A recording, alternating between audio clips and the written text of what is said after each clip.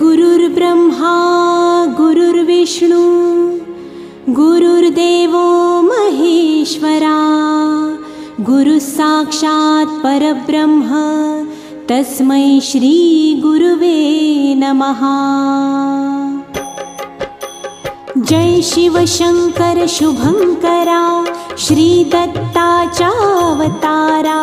भवभयहारक हरिहरा विनम्रवंदन स्वीकारा।